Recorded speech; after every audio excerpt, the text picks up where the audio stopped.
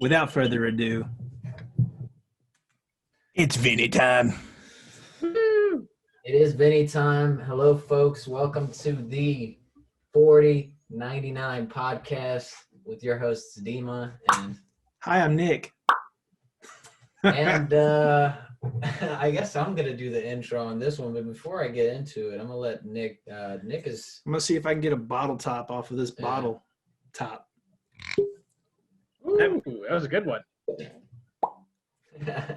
Big ol' Hoosier here. Look, look, look, look, look, look, look, look.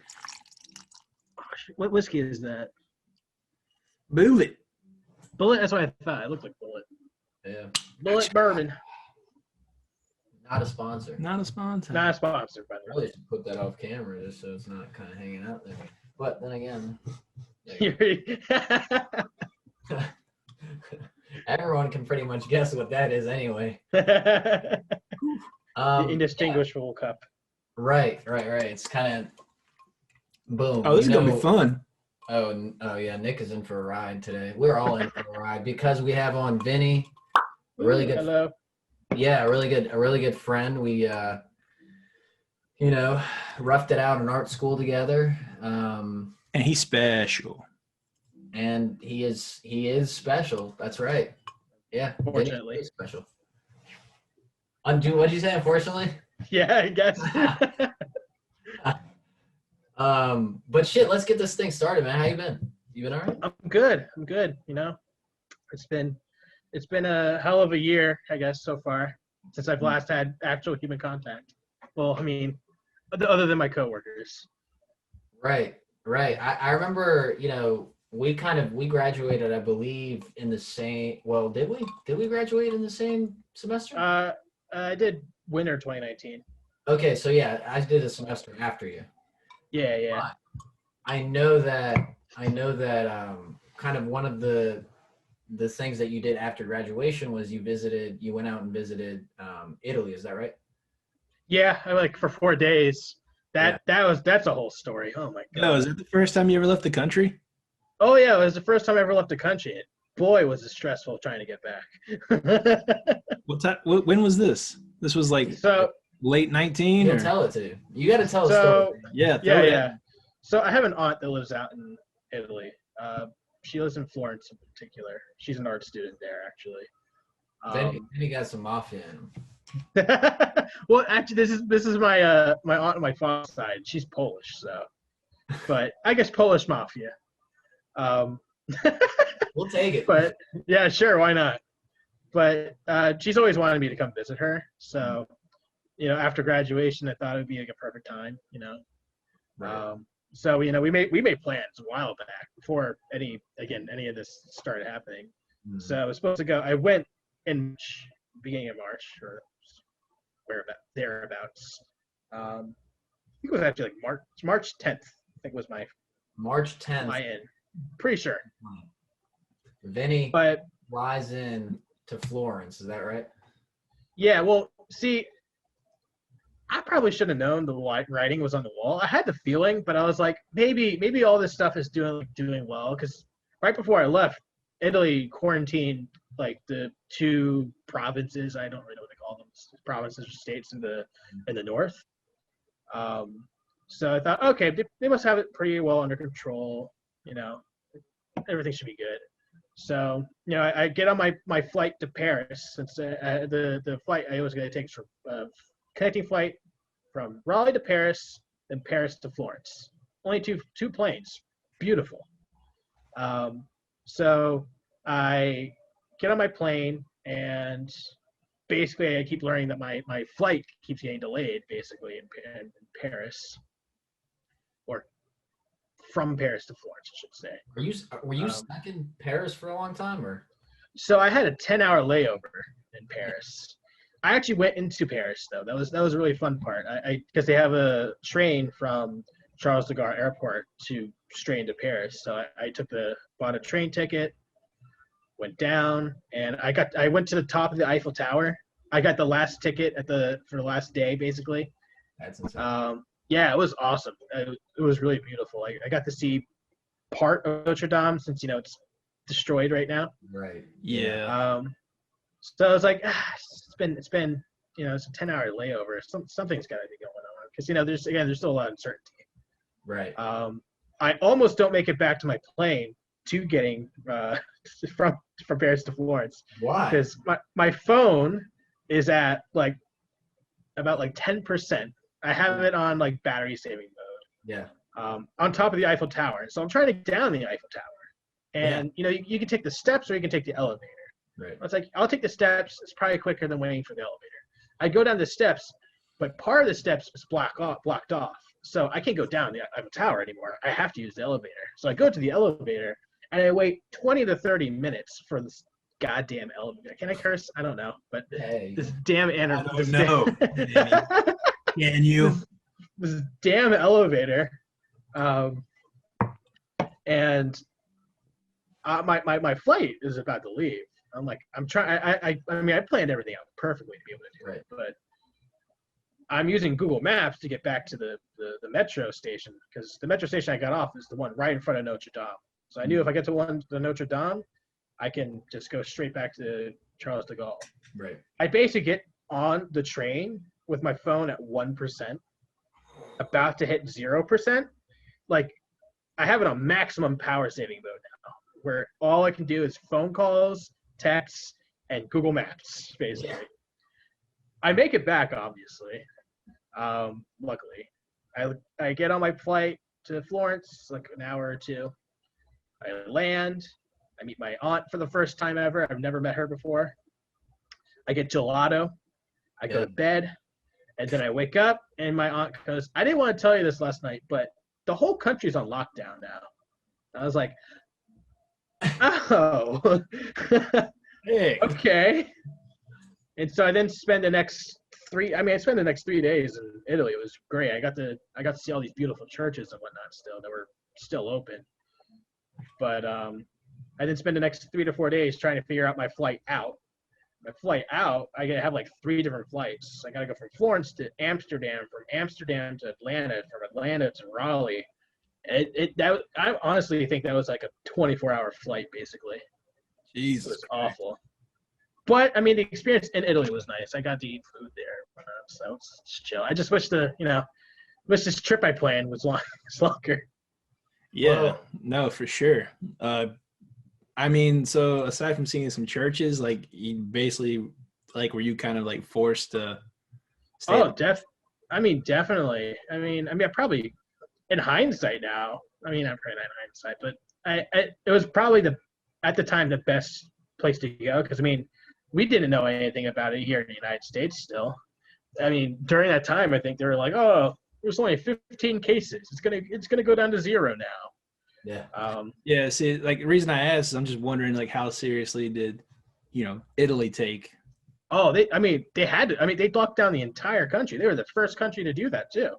In Europe, they basically set the model for the rest of Europe because they proved how well a full-on lockdown does at preventing more infections than can be the hospital bed ratio, right. Because Italy lockdown here in the States. Yeah, Italy has like the best medical system in all of Europe, and it's unfortunately the spots that got hit are the ones that had basically the entire elderly population of Italy. Yeah. So that's why their death numbers are so high. Right. So yeah, but yeah, they basically set the model for how to deal with the pandemic in the short term to prevent more cases than are possible for the beds, if you know what I'm saying. Yeah. Right. Yeah. I was gonna say people have to imagine. This is already a crazy story, right? But people, I feel like it's harder for people to remember what it felt like when this shit initially popped up, just because we've been living in it for over a year now, Well, hell, in March, he's on his way to and from Italy. I'm in my backyard doing push-ups because I can't go to the gym. Yeah, I get it. Nobody. I everything in the news and whatnot. Everything just seemed so downplayed. Yeah. It wasn't until Italy locked down that I was like, damn, this is I had a feeling it was relatively like important, but it seemed at the time again that maybe everybody's doing the best they could contain, but I couldn't foresee. I mean, probably should have, but China flubbing all this shit. You know? That's a wild graduation trip, man. Yeah. Oh yeah. Hopefully I get back there again someday. I'm sure I will. Who knows when that's going to be? But yeah, I was gonna say you definitely need to come back to Italy, man, and have more of like I want to say more of an exposure, a natural experience. yeah. I mean, it's cool to like be there and see it, but to really experience it, that's what. Yeah, I want that. Yeah. Well, I mean, I honestly like. I couldn't go into a lot of places, but I mean, just being there was nice. My aunt was telling me about how I that's kind of like, shit. I'm trying to remember the name of the bridge. The bridge with all the jewelers. I can't remember the name. Yeah, you're talking about the one that Leonardo. Was it Leonardo? I don't know if he designed a bridge, but it had enough significance that the Germans didn't bomb, or like there was a specific order for the Germans not to touch that bridge. I know exactly what you're talking about. Right. But yeah, it's with all the jewelers. Historically, all the jewelers used to sell all their stuff. Well, they still do, obviously. But she said that I was probably one of the only people to ever have a photo on that bridge by myself with nobody on it. That's true, dude. Because when I was over there, like I think it was like 19, summer of 2019. It was just crazy packed. It's the bridge right next to the Uffizi. Yeah. Which is like a phenomenal museum. No idea. One of the best. Never heard of it. I was gonna go in it. This is what I mean when I say you definitely need to go back and see a lot of that shit, But that's like, I remember, I was scrolling through Instagram and I saw at some point you were posting about that, and I was like, damn, dude, I hope he's good, because it was like we all talked about already. It was such a new thing that was going on, and everybody here was a little bit more, casual about it, just because we hadn't gone into lockdowns at that point. But it was starting to kind of, especially in Europe. I mean, I think China was already going through like the full 9. Oh yeah. They had to cover up their shitstorm. That's why. Yeah, exactly. Yeah. There's some crazy videos. We'll probably get that off air, but there's some crazy videos I was seeing that was going, like how they were enforcing lockdowns. But they using like drones and stuff? I think I saw them using drones, like blaring messages to tell people to stay in their houses. They were welding people's doors shut. What? Yeah. Is that actually true? Well, I don't know. I guess someone in China. Someone in Wuhan. What do you live in a bunker? Jesus Christ. It's fucking. Let me not say that. But anyway, so. Yeah. So that was such a crazy time for everyone. But like I was saying here, it was a little bit more casual. And I was looking through Instagram. And I was like, God, fuck, because I was keeping up with the news, because I remember January when this first started out, like it started first popping off. There was some articles about it and stuff like that. I had a feeling. I was like, damn, this shit is gonna get everywhere. It's gonna pop off, yeah. Yeah, it's gonna pop off. I just didn't know, and I don't think anyone could have predicted to what extent it could actually pop off. You know what I mean? So I was sitting through my story. I was like, damn, bro, like, I hope Vinny's all right, because I'm sure did they make you quarantine when you got back or no? They didn't make me. I did voluntarily. Okay. Yeah. Just before I could go back to work, because I was like, who the fuck knows if I have it? And I mean, I live with my grandmother. Right. My mother and I live with my grandmother, so I was like, I can't even risk getting her sick, because look at all these old people dying in Italy now. Yeah. Right. Yeah. Yeah, and I don't think do they have tests set up then or no? Yes. No, I mean, yeah, but like the the way that we do the test now, like the beginning of the pandemic, tests took forever to do. Right. That's why we didn't have as many numbers as we did. Like now we have rapid tests now. We can get shit done in an hour at least. But before then, it took days to even be able to get an actual true sample and figure out like, oh, you have this disease. Right. Yeah. I was gonna go somewhere with this. I forgot. But yeah. No, it was intense. I remember closely kind of just checking in on my friends during that time, and You never checked in on me. I still do. Yes, I do. Pretty much we're together the whole time up until You were never left. you were never like He left. He ditched me here. He was like, "Oh, by the way, California AA, here I come." And well, I took summer classes and I drove cross country.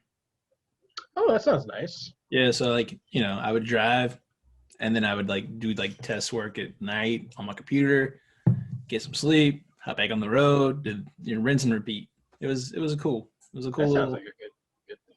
I mean, if you're gonna do summer classes online, why that's not? the way to do it. Yeah. Why not take a cross country trip During the and pandemic. complete test? Go see the world's largest yarn ball or something. I should have did that. I didn't. I'm sure it's in like Kansas somewhere or some shit like that. Some flat place so it can't roll too easily. Honestly, that's not too far of a drive. We ought to go. Where? Let's go look at yarn ball. Oh yeah. Maybe we will. Maybe Vinnie. We're gonna scoop you up, and then they're gonna hit. I'm picking you up and We're gonna hit fucking, We're I-95. going to see the world's largest yarn ball. yeah. Somewhere in fucking Kansas or some shit. Probably Kansas. Who knows? It sounds like some like small town.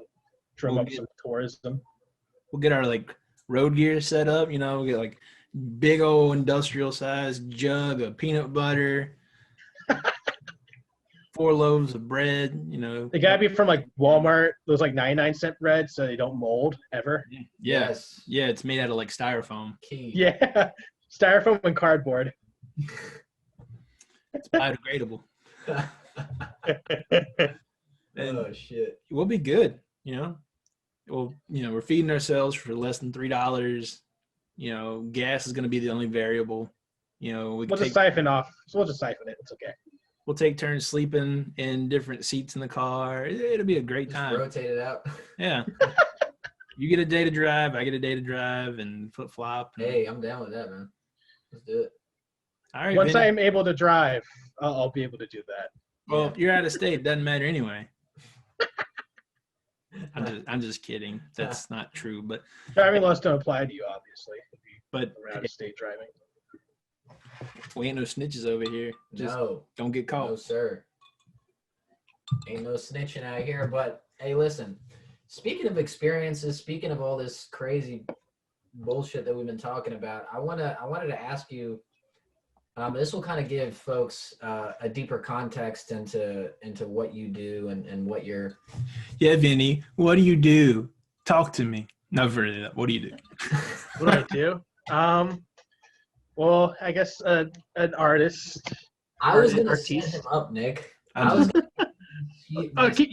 Do your setup, Dima. Go ahead. I want to actually hear. Run it I had a back. feeling you. I had a feeling you were doing an actual. I'm gonna setup. give Dima something to edit. Like I already don't edit enough. But anyway, so Cut and clip, baby.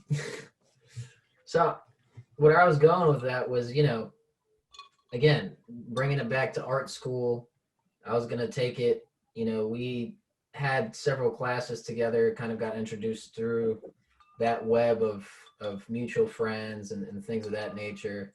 And something that I was really fascinated, like with your art by, was you not only, I've seen your paintings and several drawings and stuff like that, and I was impressed with them. What paintings? Like the ones that I saw. Didn't you take all the painting classes with Mike? Yeah, those are not paintings. Your creations. Sure, And, we'll call them creations. well, like the thing that I was going with was like you always found you were always more interested not with like the typical quote unquote what others would look at like art as like, oh, that's a painting, that's a cool painting on the wall, that's art, or like, oh man, that's a sculpture and that's pretty cool. But like you always had a in my opinion, like a very refreshing way to look at art, and you always saw things in more of an experience based. Like you would take the experience and make it more Tangible of the art. or I don't understand. Well, yeah, tangible in a way, because I mean, you're taking something that a person is performing and you're making that the art as opposed to the actual product that they're making itself. You know what I mean? So like, and that's always fascinated me, just because I'm in love with, I'm in love with a stripper. no, I'm not. That is funny. You don't want to get me in trouble on here. With the bartender. Hey, yeah, you're right. Because whoever mixed this drink was phenomenal. But Oh yeah, toot your own horn, you fucking ass. but check it out. So, Vinny, I've been setting you up successfully or unsuccessfully, whatever. But you kind of had this whole. Come on. I need to know. What did I think I speak for the listener and the viewer. Okay, go ahead. Shoot from the hip. What did you create? I want to get to that. I'm hung up on that because he says painting, you say creation. Well, I mean, so I got my degree in painting. I honestly don't really paint too much, which apparently is a very typical thing for people who get their BFAs. They do it one thing and they eventually do something else because I don't know, something else calls out to them, I suppose. But I have a minor. It's a new minor at UNCG. It was called Interdisciplinary Arts and Social Practice. Social practice is like this really big term because it's a huge umbrella category for multitudes of different things. But in my opinion, it's based within an experiential practice that doesn't necessarily need tangible objects. So like I read a lot of who did I read? I got books in here actually. So there's one good book. Shit. Oh god, I'm not ready for this. Apparently I don't have the book. It's around here somewhere, but Vinny, are you gonna read to me? No, I'm not gonna read to you. I'm not gonna bore you with theory. I love it when I could read to me. I could do theory all day. That's one of my favorite things to do. But yeah, it's like a experiential practice. So let's see, what have I made? I'm trying to think. I did a group project. Well, I guess like an art collective, not a group project, but an art collective with some other people. Megan Gottfried, Mary Martinez, UN, and Topher. I don't know Topher's last name. I think it's Alexander. Pretty sure it's Alexander. It's called Lunch Break, and a lot of times within the art classes, people don't really get a good enough amount of time to actually be able to go get something to eat for lunch because you have 3-hour-long classes, 3-hour-long studio sessions. So you got to be there. So a lot of times they'll be back to back. So you'll have one from 12 to 3, then 3 to 6. That whole entire time. I mean, if you don't bring something to snack on, you're screwed. Even tide yourself over, it's really hard to, maintain some sort of sustenance. Or you run to the freaking snack machine on the second floor. Yep, and buy some bullshit energy drink or some pretzels or some chocolate bars, shit like that. So we basically decided around like 12:30, probably around 12:30 usually. We were going to have basically these lunches. They progressively got bigger and bigger over as it went on. We had support from faculty too, like Chris Thomas. We had they kind of turned into like big potlucks from everybody, and oh shit. Basically, it was really cool. I mean, a lot of people were able to take the time out of their day to actually sit down and eat something, and it was a good time for people to garner community and make connections and whatnot. But yeah, I mean that's one type of thing. And like just to kind of emphasize like the art element within that. Not only, well, first and foremost, beyond the art, let's start with that. Beyond the art, people, I mean, because we're in the art building, automatically people look at things as art. But if you could have done this in any other department, people would appreciate you doing this in any platform, right? So it's an experience in with any kind of knowledge base. It doesn't, you don't have to understand art to understand Food. what the exactly the experience that Yeah, yeah. and stuff like that. But if you were to look at it in more of an from an art perspective, again, it's drawing, and you can correct me if I'm wrong, Vinny. It's drawing more importance on. It sounds like community. Well, yeah, and not only that, but I mean, they made up, like Vinny, they came up with a name for it. They came up, like they had to, it basically was, they had it was an installation in a way, in my opinion, because. Yeah, that's a word you could use for it, definitely. Right, so it had like tables set up, food, like a sign and everything like that. And it was something that they had to organize, obviously. So in my opinion, you could have done that in a museum, right? And that still be considered just as much of an art piece as a painting on the wall would be. If Oh not yeah. Oh, yeah, There's an artist, Recreate Venetia. I know I'm not pronouncing his name right. I'm sorry. I need to make a more concerted effort to learn how to pronounce his name. But everything within art has to be rooted within some sort of art history or just history in general. So I mean, lunch break, what we did wasn't like completely new. Right. So one of his works is basically serving Thai food in museums and art galleries. And that's about it. People can sit down and they can enjoy a nice bowl of Thai. I think it's like red curry that he makes. He makes some sort of Thai curry, I believe. Mm-hmm. And yeah, that's what he did. That's what he does. Some of this stuff. that's his art. Yeah, I mean, That is sick. if we go through the Duchampian, Marcel Duchamp's notion of what art is whatever the artist says it is. If the artist says it's art, then it's art. And just to give a little bit of context here for folks that haven't or don't know who Duchamp is, he was a famous art critic with it. Is it 18th? He's an artist. He was an artist in the 20th century, 20th. early 20th century. See, look, I'm already starting to lose my dates here. He's slipping. He's slipping. But yeah, no, I mean, you're absolutely right. Yeah. I mean, his most famous piece was it's called Fountain. It was a urinal that he basically took from a bathroom, placed it on a pedestal, and signed a name on it. It wasn't even his name. He just signed a name. He said, "This is art." And that's what all his artwork was. All his stuff, he liked to call them ready-mades.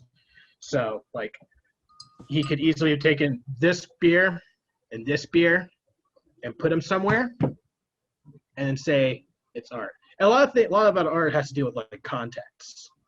So, like, as Steve was saying, hey, so if somebody's making something in the art building, it's not a good question whether it's art. So him putting a urinal in an art setting, it has to be art because look at the context. If an artist made it, it has to be art. Especially if you put it in an institution that essentially is deemed to be an institution by like a group of people and stuff like that. You have more of that. Or it just has like a social like connotation right. Of Yeah, exactly. Yeah. where art belongs. Yeah, exactly. Which is genius. Like, I just want to point that out. Like, just if people don't understand like the significance of the moment of Duchamp doing that is like that's never really been like conceptually like fully thought out and fully talked about. That there has never been a point in history where it was looked on by people as something that significant. Like him putting a fucking just a urinal and signing it and putting it in a museum, like that's genius, because then out of all of that the art world kind of started being fractured, and that ended up creating more opportunity and more niches and more kind of a higher diversity rate for a bunch of other art to be included as art, you know? Mm-hmm. So like I think a really great example of this, at least within like the Eurocentric world, it's going to be a very ethnocentric type opinion on art from people in like the 50s and whatnot. Right. But how people viewed art from Africa.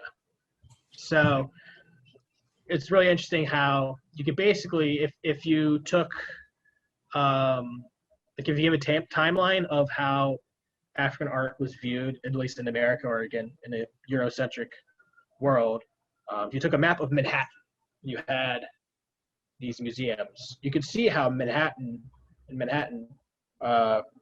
African art. So typically they'd be like, traditional masks and staffs and just traditional things that certain places. Yeah.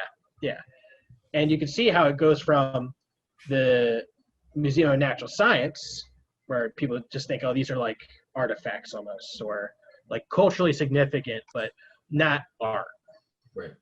And it goes from there all the way up to some other like museum. I can't remember the museum, but basically it goes from being an artifact to going all the way to MoMA, basically. Going all the way up to MoMA and being considered art. But I mean, again, going to the history, going context, even when it was considered an art piece, it was labeled primitive, which kind of was like the elite's power of saying, well, I mean, it's not like up here. It's not white people. Right. It's basically what they're saying. Oh, it wasn't a white person making it. Right. Yeah. I'm not going to sugarcoat it. They're basically saying, oh, this is an art. But then Picasso is influenced by it, and all of a sudden, yeah, it's art.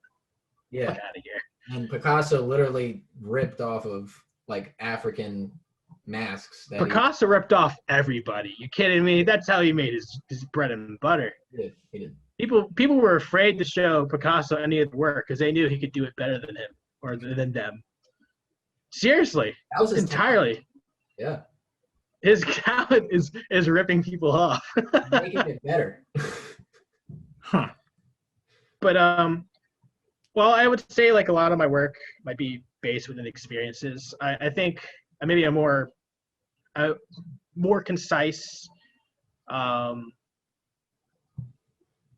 opinion, I guess, or more concise notion of what my artwork or what I believe as like a core principle to my artwork is. Like the everyday being like, I'm gonna use the word quotidian, mundane.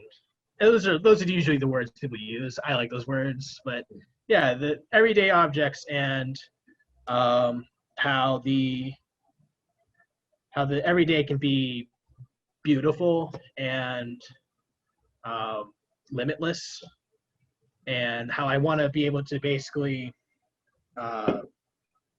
I want to be able to almost create like as maybe like a Guy Debord type deal of like the society of spectacle. I want to raise the everyday to like a spectacle, to be something greater than what people typically find it to be. Because that's where I think the most beauty can be found.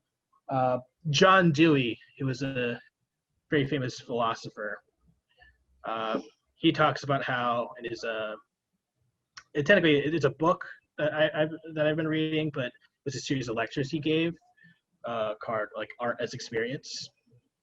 And this was written like the early 1900s, like 1904. So this is even before Marcel Duchamp is in Dadaism, before abstract expressionism. He basically talks about how he said he's learned more, he's experienced and felt more. There's nothing that actual life can teach him. I need to figure out the exact quote. Basically, he's saying that life itself is in essence a little bit more beautiful than anything art could ever show him. Do you have that book handy? I do. Actually, I do. Here, give me a second. I could probably find the quote for you. 'Cause I'd love to hear the quote. And while you grab that, I'm gonna go grab a charger for this damn thing. Here it is. Keep the combo going. Charger. My book was on the floor, of course, because Take your else would it time. be? Take your time. I'm gonna have to make sure Dima edits this. Oh man. Let me find it. It's such a good quote too. I'm like, damn, Dewey be speaking facts. When was he? So let's see. I don't think it's 1904. I might have been wrong with that. 1931. So I was wrong about the date. I thought I remember it being something else. I might have read something else. What about that. But nationality 1931. Dewey? I have no clue what Dewey. I think he is American, actually. Pretty sure he's an American philosopher. So he's like out and about around the Great Depression and all that. Yeah, pretty much. Yeah. Oh, shit, where is it? I underlined it for sure.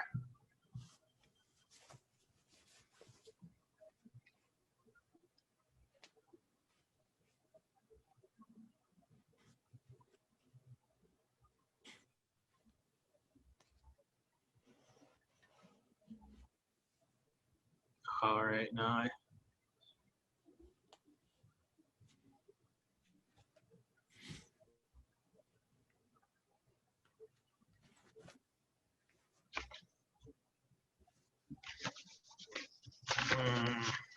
I'm gonna get annoyed. I can't find it right now. Oh, you got time because Dima had to run upstairs.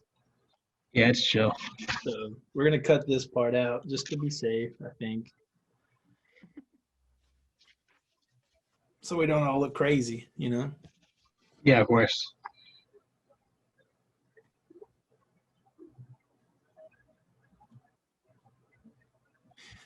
I've been playing a lot of Call of Duty lately, and I'm not a Call of Duty guy.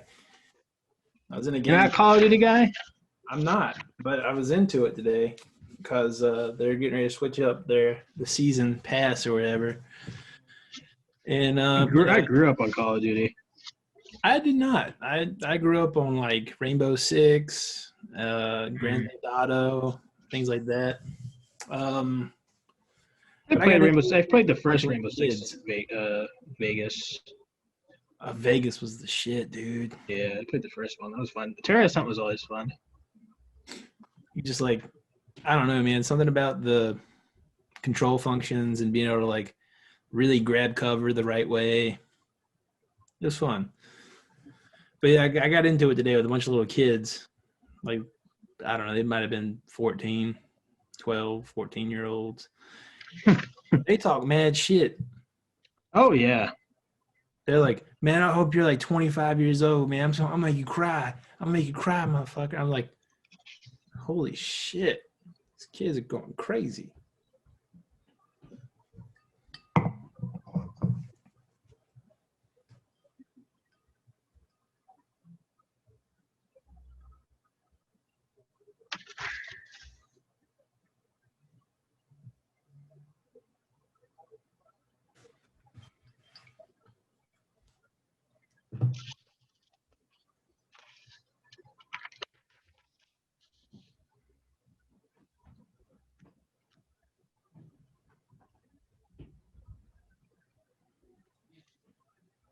Damn, I'm about to have to go on the internet and figure out this quote. I know this quote.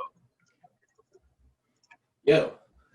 John, I think it was John Dewey. Or Real close. So we're definitely going to be editing this, right? oh, I'm sure. Dima? Yeah. Editing, right? Yes. You smell like coffee. Well, that's probably because there's coffee on this table. Or is your mom cooking something? She is cooking something as well. Oh God, I can't find this quote. Oh, it's such a good quote too. How can I not find it? I'm so annoyed right now. I'm going to find it. I'm sorry. Take your time. I am. I'm just getting annoyed now at myself. Oh, you're trying to find the quote that says you can pretty much, well, essentially, like, What was his name? John Dewey. John Dewey. Dewey. Yeah, essentially, like he was saying, life is more beautiful than any other piece of art that I've like seen at a museum or something like Well, that. like he's trying to argue that like we have separated art from our everyday. Basically, he's basically saying that like institutions, us ourselves, we've taken objects and put them in these contexts and said this is art. Whereas there's other things such as like we have like these vessels that people drink out of for like gods and whatnot. Those were of the everyday, and there's no question now whether they're art. So he's just trying to argue that we can't remove the human experience from art. Basically, Right. I still haven't read the full book, but that's kind of the gist I'm getting, and how he's basically trying to say that like there's nothing. So like him actually experiencing fear Is that is like an actual. It's like an actual. That's like so he can learn more from that than he's feared more in real life than he's ever actually felt fear in an artwork. In an artwork. Is it Something this on the wall? quote right here? Art is the most effective mode of communications that exists. We're all instructors to realize that the quality of mental process, not the production of correct answers, is the measure of educative growth, something hardly less than a revolution in teaching would be worked. No, but that's a good sounds point, that sounds like poetry, dude. I just know he basically just kind of calls out the art world in this one sentence, and I'm just like, damn, bro, he's bodying us right now. But in essence, so yeah, like personally, I'm trying to. I believe that like experiences are just like a necessary thing within every day, and I feel like especially with the dissolution of like third places. Do you guys know what a third place is? I don't at all. So like a third place could be someplace like a library, or maybe an art museum, a gym, and maybe like a gym, like a basketball court. Basically, they're areas of places where communities can meet, where there isn't the obligation of having to spend money. Right. So there's a lot of places now where you go, and I mean the only way that you can stay there, or the primary function of these places is a purely capitalist motivation. Right. Yeah. There's no places just to fucking be. You're always bombarded by fucking ads, people wanting some fucking shit, All the time. I'm personally freaking sick and tired of it. I know most people are sick and tired of it, but I just want to be able to take a deep breath and just fucking vibe with people or some shit like that. I mean, not to put it down in such vulgar language, but it's just kind of how I feel. So that's how I want to. I just want to be able to people be like, look at this fucking popcorn bag. It's right there in front of you. You don't have to go somewhere else to fucking feel something. You don't have to go spend money to feel something. No, I agree with you, and I think that your reaction to it is a natural one to capitalism. Yeah. I don't think it's a natural reaction. I think it's a reaction that you have once you understand how the system, more or less how the system what I mean works. is it's an eventuality, it's an inevitability where you will at some point get to this bar and enough is enough. Like, hopefully. Oh yeah. Some people don't get there. Some people get stuck in the loop. Yeah. And that's a bad time. But I think that someone that is savvy in the world, someone that is on point, eventually they're going to get to that same point and be like, I just want to enjoy a moment. Yeah. I want to be able to. I just want to be able to just fucking. I want to be able to breathe. I want to be able to just not have to worry. Just not have to worry of some sort of obligation of I have to pay this. I gotta do this. You know, it's definitely a consequence also, I think, of grind culture as well. Like I did this one project. I still do it. I just haven't done it because life. But the whole project was basically filming the everyday aspects of my life. So getting dressed, but like breaking it down into the most tiny compartmentalized versions of it. So like waking up, just getting out of bed, that's one video. Turning off my alarm, that's another video. Getting out of the bed, one video. So on and so forth. I'm basically compartmentalizing and saying like, all right, so tying my shoe, boom, that's one thing. Opening a door, boom, that's one thing. Walking from this place to this place, that's another thing. Because I realized, at least at school, that I tend to forget a lot of what happened during my day. Just I'll get out of bed, I'll do what I need to do, get back to my room, and then I think, what did I actually do today? And as a consequence, I think it's part of grind culture, at least, of you got to do this, you got to do this, you got to do this, you got to make sure you get here at this, you got to make sure this is on time, blah blah blah blah blah. So you don't actually get to think about what you've done for the day. Yeah, I think that's so important, just because we're at a place where, and this is actually, I mean, don't get me wrong, like this has been constantly done, because we all know here that history is cyclical, but now we've gotten to a point where, I don't know, like you said, I mean, it's not really about, there's only so much importance you could put on, and so much definition you can put on specific pieces of art. Do you know? Like, I think that we're starting to lose sight of the fact that, like, there's so much more beauty in art, and just like you were saying, like, just regular shit that people need to do. Like, we're so focused on an Instagram photo, or like these objectives and goals that we set upon ourselves, that it's like, everything needs to be like this and like this, and I need to have this, and then in order to look like this, I need to have this, and so you're trying to keep up with the Kardashians, dog. Right.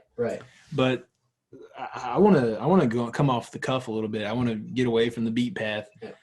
I think that Vinnie would have some pretty cool like opinions on mind washing, subliminal messaging, and things of that nature, because I feel like he's the type of guy that picks up on that kind of shit.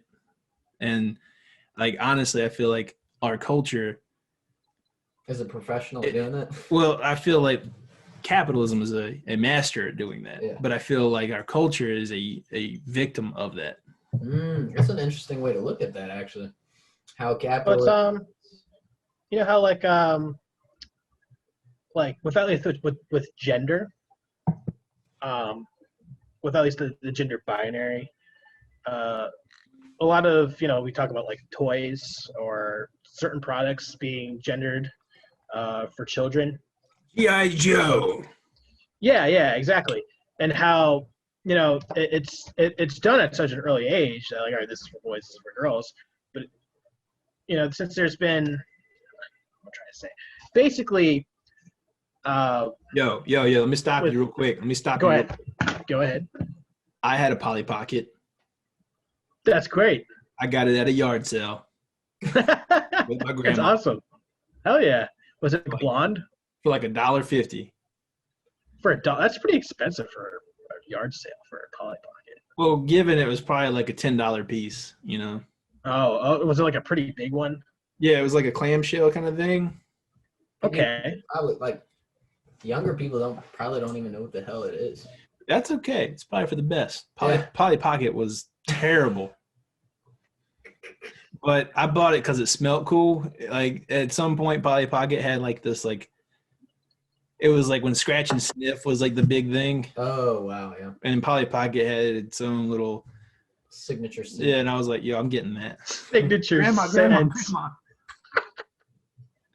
I'd be scratching and sniffing Polly Pocket.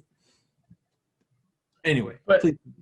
But basically, what I'm trying to get at is that like the toy industry and just industries in general are doing these is basically at like an increasingly fast rate now. They are basically gendering everything. There's like hyper genderization. That's the word we use. They're basically like forcing it upon parents and children because there's just like this, I don't want to say revolution, but people are starting to realize that the gender binary it's not just a binary. I'd say revelation as opposed to revolution. That's much better. I like that. And It's a terrible time to be doing that. but it works though. That's the problem. They're doing this at such a fast rate, but it's reaffirming all these things. I learned this in sociology. It's been like two or 3 years since I took that class, but basically there's this hypergenderization of products for children that are reaffirming just this binary for both parents and of course the children themselves. All right, so check this out. Because I have a very love and hate relationship with art, and I love to critique, right? Uh-huh. Do you think that is, and hear me out, because it's not going to be very like solid, but do you think that that's or an absolute thing that I'm saying, but do you think it's such a bad thing that's happening, that people are drawing or giving? I mean, I think to an extent, right? And again, hear me out. I think it's healthy for kids to understand the difference between opposite sexes, right? Mm-hmm. I think the problem comes in when you push people in like unhealthy ways to be one thing. The problem is not necessarily like the actual like genderization so far. It's basically like when I say like hypergenderization, it's basically saying like these action figures are only meant for boys and boys only, and boys get to play them, and not being like, oh, by the way, like obviously like here's this Bratz doll. We're gonna make it the most stereotypical girl version, so nobody else can play with it. It's got to be girls. It's got to be girls, and kids it's just wired into their brain now. They can't. They just think, oh, if I play with that, I'm gonna be a girl. When it's just a fucking toy. Right. I mean, kids have no better. They it's just. I mean, I shared a room with my sister until I was like 13. I mean, I'm not gonna say I didn't play with the brats, so I'm gonna say like there could be a brat for boys. Yeah. They don't. There shouldn't be a stigma associated with like, No, male because it children. leads to toxic masculinity, Right. and Oh, people, it's basically toxic masculinity, and people not being able to be able to be comfortable in their skin, because there's the societal stigmas and societal mores, if you will. It's garbage. Yeah, it's stupid. They're just fucking toys. It's plastic. It's fucking plastic. Yeah. It's just terrible for the environment, really. And that's where we get to like labeling, the power that people have to label things, especially artists. Yeah. An artist gets to fucking say a urinal is art. Yeah. So what if a toy company says it's made for boys? Who's gonna question that? Yeah. Right. Yeah. I am, And obviously. I am. I'm gonna question it. Well, I mean, us, as creatives and artists. I ain't no creative, and I I'm definitely ain't grouping- no artist. I'm grouping Nick into us. I'll cut you.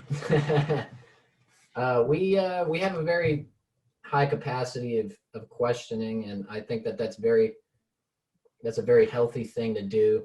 I think art has been a driving force in a lot of, and now that we're using this term, I'll stick with it.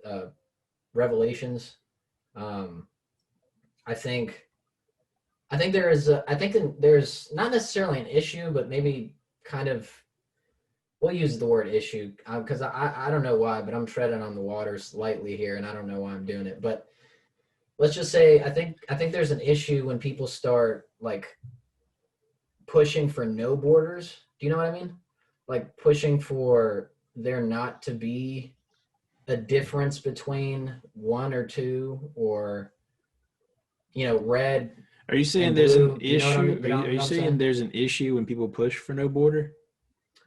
I think that's healthy, but I think I'm confused. well, no, Yeah. you're absolutely right. Okay. No, that's what I'm saying. I'm saying like when change occurs, usually it happens at a very, and obviously because At the slowest change, pace, like slowest pace. well, no, I think now it's happening very fast and rapidly, and I think that we've gotten to this point because there was no change. So that's why I'm saying it's healthy, right? But I'm saying that Well, generationally, things change at a slow pace. yeah, like biologically, generationally, right? I think the issue becomes when people start pushing for there to be a lack of borders. I think a structure is needed to make progress, and I think progress is made slowly, and I don't think there's any issue with slow progress. Now, if it's something like that's been the same for like a very long time, and it's obviously, and everyone agrees with Like everyone, bathroom regulation.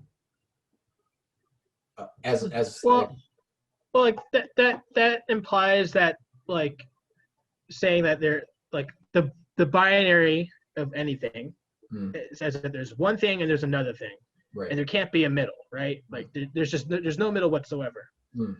But like we're obviously going to have these two sides, right? These two opposites, but the things in the middle are going to share commonalities with either side. So it's not when we say like there's no borders, like we have a functional understanding that there's this and this still. We're just understanding that there's we just understand that the things in between are also going to be part of either or. It's like playing Pong, bro. Yeah. It's not necessarily saying it's within. It's going to be within the confines of either or. It's just going to be expressed in a different way. Right. That okay. So now we're on the same page. Now I understand where we are in terms of talking about several things. But man, you almost made me fry Roy Cooper, bro. But like, yeah, I don't know. There's obviously like a lot of, and I think we're having this conversation in the context of societal kind of things that are going on right now. Whether it be sexuality topics at hand, or racial topics at hand, or political topics at hand, or racial sex topics at hand. Yeah. So it's anything. Just, right. Life is never just a binary. Right. Unless it's computers. I think life has a binary. You're either alive or you're dead. That too. Yeah, sure. So you're either on or off. And while you're on, you better do the most you fucking can with it. There's like this interesting, I'll say theory, but like basically somebody, I can't remember who. I remember, I think Lee was talking about this or for one of the podcasts. Folks that don't know, Lee was a teacher at the university. Yeah. Is it a Mr. or Mrs. Lee? Mr. Lee? Lee Walton. Lee Walton, yeah. He, I think it might have been Team Human. I know he loves that podcast, but basically, I think if I remember correctly, is talking about how with like the advent of the computer, and people thought it was going to be this great thing to actually help out mankind, and at a base level, yes, but we can also say about how much it's hurt people. And we're not going to say whether it's right or wrong or whatnot, but basically, what they were trying to say is how computers are based off of ones and zeros, maybe sometimes a two. Who knows? But ones and zeros for sure. Yeah. At least a 1 and a 0 in there. And how, it's always like on, off, whatnot. And how, as we have grown with computers, our own mindset has kind of changed to that now. It's either or, and we can't see what's in the middle. Because we're so used to having a phone, which is based off of binary code or code in general, a laptop, which I'm on right now. Everything is ones and zeros, and how our mindset has kind of copied that of a computer almost. It has to be this or it has to be that. That's a really, really fair point. Now, my argument to that, or my counter argument to that, would be we've always been like that because we understand in contrast. We understand in black. Yeah. Oh, yeah. Totally. So I would argue that, I mean, we've already been living in a now, no matter how much I think that a lot of shit involving the web is problematic and stuff like that. Like, I'm definitely more of I could say purist when it comes to what I'm trying to say is I'm more of a nature, get out in the world, have organic conversations as opposed to having them, via text or something like that. Yeah. But I think that human nature is to always compare one to the other, the 0 to the 1 or the 1 to the 2, Mm-hmm. But I definitely think that's an interesting point, and I agree with that as well, because I think actually if I was to give my own opinion on it, I think we're becoming more so comparative because of the internet and the computer, Yeah. Stuff. Yeah. So what I really wanted to talk to you about, though, is because we talked about some art that you've done, and that wasn't the main conversation. No, the main thing that I wanted to ask, ladies and gentlemen, we're going for a deep dive. We're going for a deep dive, right? Because we talked to you about art. We've talked to you, your specifically your art, but as well as art history, and I feel like we've done a very good job in kind of bringing in external sources, people, and examples, right? But I did want to specifically ask and have you promote your current arts practicum, and actually to define that. This is my part where I'm like, hey, Vinnie, what you all about? Yeah. Yeah. Well, right now, I've created a creative residency. I'm using the word creative. That way I'm not constricting it just to artists, whatever that may be. Artiste. Yeah. So I had this idea during the beginning of the pandemic, if you will. Or an idea kind of sort of like it. My original thought process was trying to create a residency based around driving. I thought it's probably not going to work too well because you kind of have to have a lot of attention when you're driving. But anywho, the idea behind it is I call it the domestic residency, and the idea behind it. Before you go any further with that, could you explain the term arts practicum or arts residency? Oh yeah, totally. So people understand. Yeah. So I made it because an arts residency or an arts practicum. I'll talk specific about residencies, since that's what I know a little bit more about or whatnot. Is basically artists will go to a place and for a certain amount of time they will basically dedicate the time that they have there to creating something, a body of work, or just creating in general. Like in Raleigh here in Art Space, they have the Southeastern Emerging Artists residency. They get a free studio for I think half a year or a year, and they get to make whatever they want, and then they get to have a show at the end. And boom, that's residency. A lot of employers or just people in general, people who if you don't have necessarily have connections, but again, another thing. Anywho, they like to see that you've done residencies or practicums and whatnot, but it's such a very privileged thing to be able to do. Yeah. Because a lot of the times residencies, you have to actually pay to go there. If it's not subsidized by some sort of grant that they have or another foundation. So a lot of times you have to go to, if you want, say you're applying to this residency in Phoenix, maybe they'll have a transportation stipend, but otherwise you got to pay for your housing, your food, everything else, your actual supplies. And on top of that, you still probably have a rent to pay. You got bills to pay back home. You got phone bills. So it's very, very expensive thing to do. So my thought process was, why don't people just do residencies at their house? We're saying just skip the middleman bullshit. Well, not even necessarily the middleman, because you still need the middleman. You just can't do one at your house and say, oh, I did a residency myself. You need another person to basically verify that you've done it. This goes back to art school and the idea of labeling.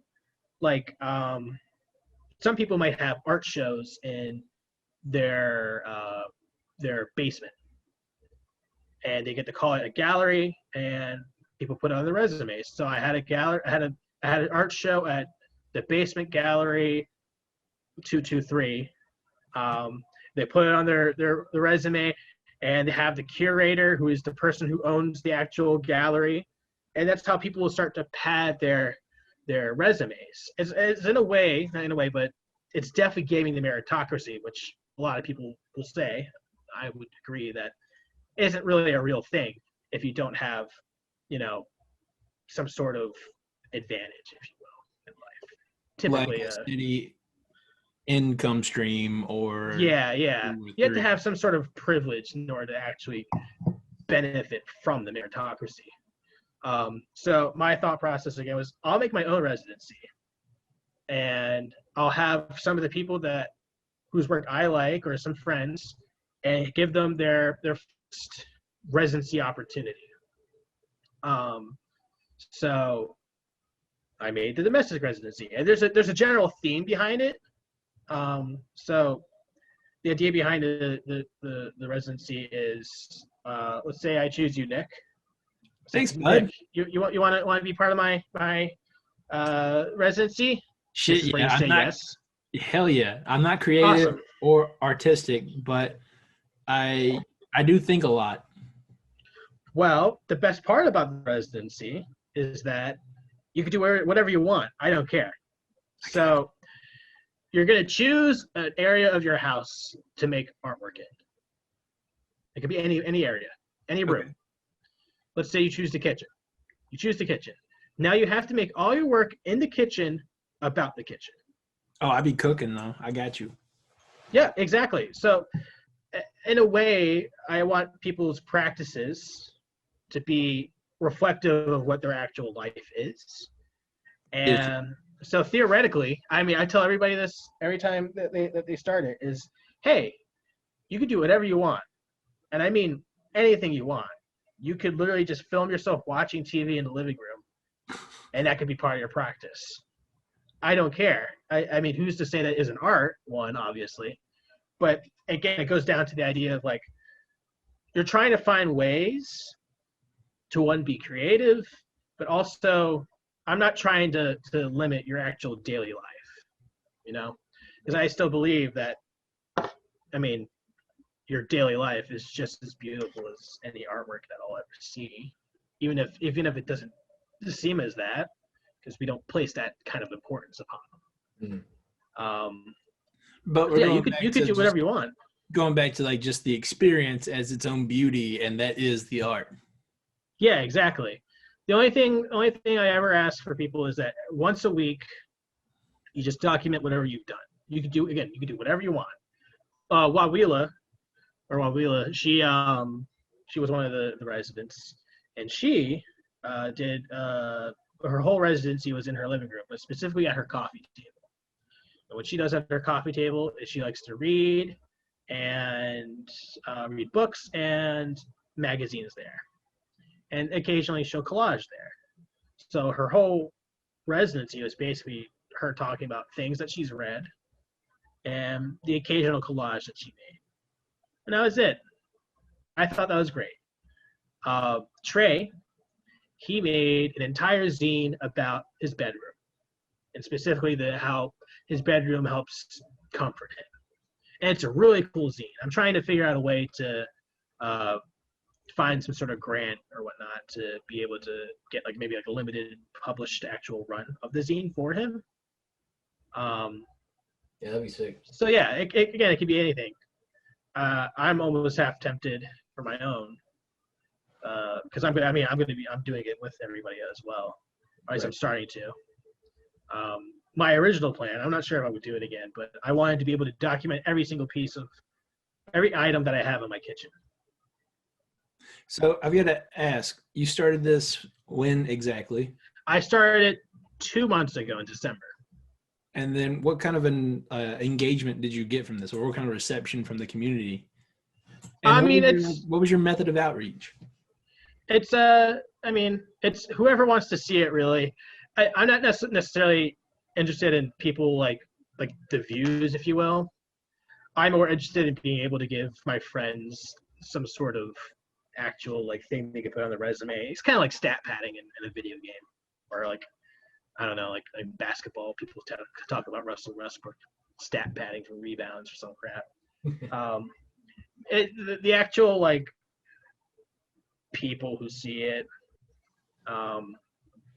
isn't necessarily that important. I would love people to see everything. That's why I have a website. I have an Instagram that the residents can post whatever they want on it. They get to do whatever engagement that they want. I post things on my Instagram or on the website. I want people to see it, obviously, but yeah, I mean, people who are interested, ask, hey, do you want to be part of it? And a lot of people say yeah, or maybe I'm too busy. I'm like, okay, I'm doing it for this whole year at least. I have a whole year for this dang domain, so I'm getting my money's worth out of it. Yeah. But yeah, I mean, I'm more interested in being able to help my peers be creative in some way, and giving them another avenue or another thing to add on their resume that'll hopefully help further their own careers. Which is phenomenal. Like, I think that's so sick. I think that I'm curious though, like, what was your drive behind this? Truly, it was when before the pandemic happened, and I was looking up residencies. I was just like, bro, this stuff is way too expensive. Like, I can't afford to just fly out somewhere. to Los Angeles or New York or just any place. I mean, a lot of places are like subsidized, but I'm like, I'm confident in what I've ever made, but like, it's such a hard thing to be able to do. And I know like a lot of my friends' work is totally worth being able to go somewhere and have a residency. It's honestly born out of a wanting to be able to help my friends, in essence. Or, I'm like, hey, these people's work's cool. I'll make a platform for them. See, that sounds a little closer to the art installations we're seeing around Greensboro that are being, put up around like Midtown. Yeah. Where our friend is bringing in all these people, and he's actually supporting them while they do it. He's like, come here, stay here. Are you familiar, our friend, are you familiar with Marty? Who Marty Kotis is? I am familiar with them, yeah. Do you know anything about like the whole... I know, sorry, you kind of cut out there, but I know he's the Greensboro, I know he does everything with the murals basically within Greensboro, or a lot of the murals. I know he helps out with Jex a lot. He actually got one of my favorite muralists to do the side of the cinemas that he owns, Red Cinemas. Yep. Yeah. It's also the largest mural that guy ever did too. It was awesome. Yeah, so he basically just calls up and brings in just phenomenal artists all around the world, and locally as well. Yeah. And essentially just funds their projects, you know, and gives them. I think he gives them a place to stay too, right? Yeah, he has. From what I understand, he has like an area, an art, Building. not even an art building. It's like an art compound Yeah, compound, right? where they can kind of go do their own thing and create. Yeah. Which is sick. I think that's Yeah. honestly, it sounds in some verse what you're trying to pull off here. Almost. I mean, I wish I could help my friends monetarily. I'm trying to find like grants or something to be able to up the I'll say production value, because there's things like actual residencies provide Yeah. their residents that I just can't do right now, mainly because I want to. So like one thing they'll do is they'll have curators or artists do like studio walks or studio tours or art, you know. Basically, they'll just visit with each resident and talk about what they're doing and just life in general. But typically, they're paid for that time because they're an art critic and they need to get paid. Just people to get paid for the time. I can't do that right now. I can't. I mean, to fairly pay somebody for the amount of time for that, I personally just can't do that right now. That's why I want to be able to look for grants to be able to pay for, like, all right, for like 5 hours, can you help out talk to these 5 residents 5 different days? Right. I think what we're talking about here when it comes to costs is you're basically evaluating the cost of living. Mm-hmm, mm-hmm. Sure. I'm not sure what you mean by that. Well, so like I feel like in the perfect world, someone that's pulling off a residency that has like funding, I guess, they're taking into consideration your personal like consumption, your personal bills, things like that. Mm-hmm. And so During the residency. basically it floats you and your supplies. Yeah. They basically set you up in a place where you can essentially do what you want, and then you can also have everything else, like for your like human, you as you like yourself, you have a roof over your head, you have food, you know what I mean, that kind of thing. So you can focus specifically on creating art in this space, which is what Vinnie is doing. Just like he's not on a realistic level. Yeah. Right? Essentially, it's the same thing, just without providing the monetary. I'm just providing a platform. That's basically all I'm doing. Yeah. I'm providing a platform and like a framework for people to work around, and that's it. So, which I feel like, I mean, that's a good voice to provide, you know. For sure, that's doing way more than people working and doing shit for themselves. I mean, that's giving people. Oh yeah. You know, I will say it was also born out of applying for a bunch of stuff and just never getting accepted for them. So I was just like, screw it, I'm just gonna do something myself, man. And that actually, like, that tends to be the most successful path. I feel like so many people, you know, we just got out of college, and so many people just got, you know, are constantly getting out of college, and they're in a boat where it's like, damn, I have to, like, their reality is I have to work for someone, right? And a lot of the time, very competitive, and maybe you won't get something that actually drives you as a person to do something that you want to do. And I feel like it takes a lot of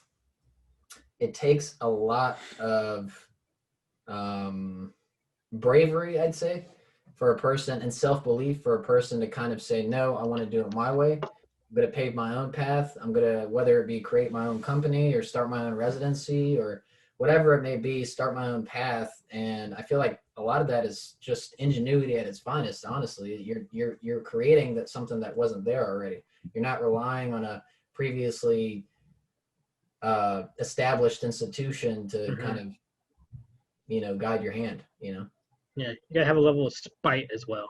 Yeah. It's a solid driver. Oh yeah, spite is a great motivator. Gives you energy, right? Yeah. I would really love one day to be able to, at least here in Raleigh, have like my own type of like project space or art space. Not like to like make art, but like, again, facilitate that. Kind of like what Lump does. If you guys are familiar with Lump downtown Raleigh. No, I'm not. Something kind of along the lines of that. It's basically like this nonprofit art gallery that's open on the weekends here. They have like movie viewings and whatnot. They're really cool. It's a really cool place. I want to be able to just like I feel like the Raleigh art scene is a little old, and like North Carolina is super important to just the art history canon because of Black Mountain College and Sika. Right. Really important stuff has happened here. I feel like it's here in Raleigh. It's a little traditionalist. I would love to be able to bring some like fresh energy to the art scene here. I think you're like in the perfect place at the perfect moment, because I do think that you can really, I mean, it all counts on you finding those benefactors, or not benefactors. It would be would it be benefactors or beneficiaries? Anyway, people to really support what you're doing. I think that a lot of people are thinking in the same wavelength as you. I have several friends in Raleigh that kind of think the same way about Raleigh in terms of it being a little outdated with the art culture there. And I think there is, first of all, tell them to hit me up. Tell them to hit me up. Let's get the lab. I got you. I'll link you, but I'm sure you actually know most of these people. But I think there's definitely a demand for what we're talking about, and I think that. And this is like unfortunate to say, but I think that there is a huge profit for people that end up supporting this cause to be had, and I think that could work out, especially if you reach out to the right people around because Raleigh is a really wealthy city, Yeah, I mean it's an art. It has to be at least like a decently well city, since technically Raleigh is a artificial city. So it's not built upon like a river or like a place of like a port. There's no reason for it to be a city other than the fact that we decided it was going to be a city, and that's how we built it. Right. Yeah, absolutely. Well, shit, man. I want you to wrap this kind of thing up. I want you to plug yourself. Plug it, bro. Plug your residency. All right. And just let the people know.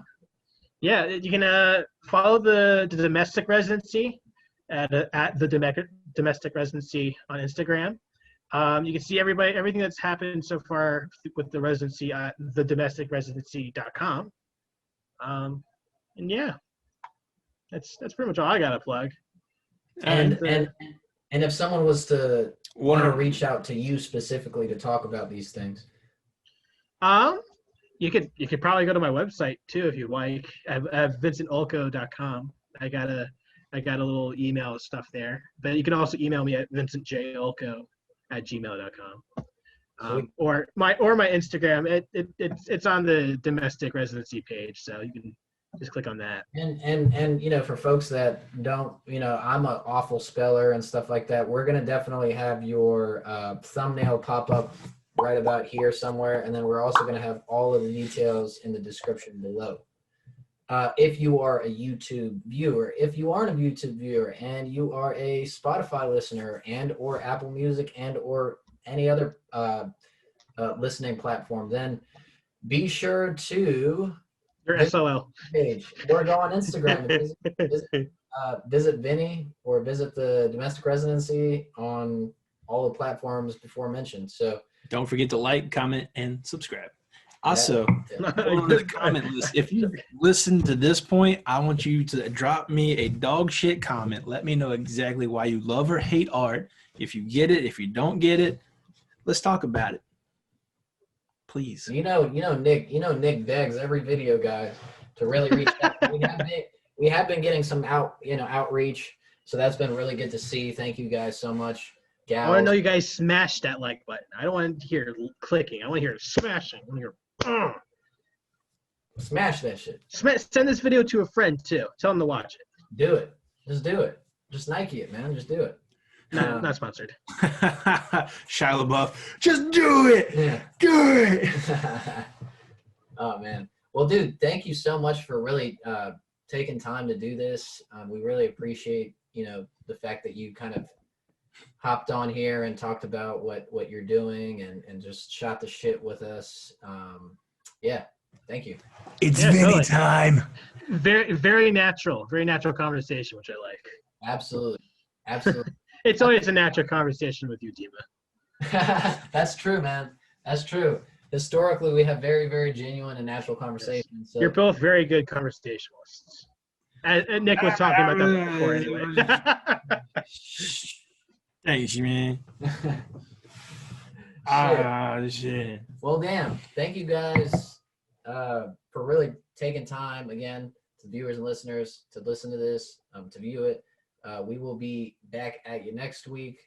And again, we are the 4099 podcast with your hosts Dima and Nick. And it's been a good one. Night.